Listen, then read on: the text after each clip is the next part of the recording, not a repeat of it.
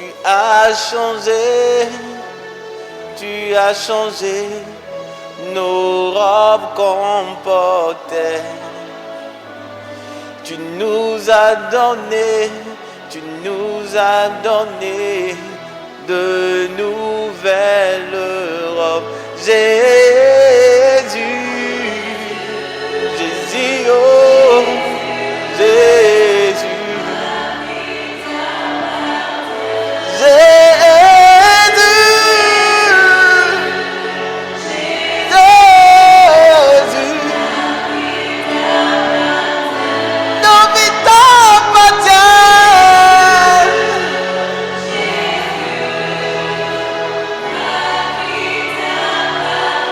Alléluia. Amen. Amen. Je vais marcher selon l'esprit. Il m'a dit, écoute, aujourd'hui je marque leur vie d'un symbole fort. Je change les robes. Je leur remets des robes toutes blanches. Qui veillent à ce que ces robes ne se salissent pas. Qui veillent à ce que ces robes ne se salissent pas. Qui veille à ce que ces robes ne se salissent pas. Amen. Waouh. Qui veille à ce que ces robes ne se salissent pas. Il fait quelque chose de nouveau dans vos vies. Il va vous donner une nouvelle dimension, une nouvelle mentalité. Écoutez, le Saint-Esprit est un gentleman. Le Saint-Esprit ne va jamais aller à l'encontre de ce que vous voulez faire. Quand il va vous insuffler quelque chose à faire, si vous ne le faites pas, il ne va pas entrer dans un bras de fer avec vous. C'est ce que je veux dire en disant il n'ira pas à l'encontre de ce que vous voulez faire. S'il vous plaît, quand le Saint-Esprit sera en train de vous insuffler une mentalité ou une action à poser, faites-le. Faites-le, s'il vous plaît. Faites-le. Dans le groupe des filles de l'accueil, je vois des personnes qui ont été réclamées. Je vois 2 filles qui ont été réclamées. Satan a commencé à les réclamer fortement.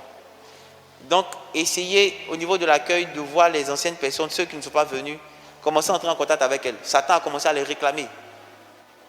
Il y avait un zèle fort qui avait été allumé, mais il a commencé à les réclamer fortement. Et il y a une persécution qui va naître au niveau de leurs parents. Donc, commencez à entrer en contact avec elles, prier aussi avec elles. Amen. Que Dieu vous bénisse. Que Dieu vous bénisse. Recherchez Dieu seul. Recherchez Dieu seul. Cette année, on mettra tout en œuvre pour être le plus présent avec vous. J'ai les serviteurs de Dieu qui sont en permanence avec moi, en qui je fais vraiment confiance. Mais s'il y a des choses qu'ils font, dites-moi. Si l'un d'entre eux vous demande l'argent, dimanche, venez ici, vous allez me dire qui vous a demandé l'argent. Mais je ne pense pas qu'ils sont comme ça. Ils ne sont pas comme ça. Mais faites-leur confiance. Vous pouvez leur parler, ils vont vous guider. Ils vont vous guider. Pour des choses un peu plus compliquées, vous pouvez entrer en contact avec moi, il n'y a pas de souci. Mais de grâce, tout ce qui a été dit là, prenez ça au sérieux. Cet enregistrement qui va être lancé là, si vous pouvez télécharger-le. Et je peux vous dire que je ne prêcherai pas, je ne ferai pas d'audio si jamais il y a un confinement où on demande de ne pas être 50 dans les salles, je ne vais pas faire d'audio. Dimanche prochain, je vais prêcher sur comment vous devez vous débrouiller en temps de crise afin de maintenir la flamme. Dimanche prochain, je vais revenir dessus. Mais je préfère vous dire que la balle est dans votre camp. Votre année est dans votre camp. Amen. Baissez la tête, je prie.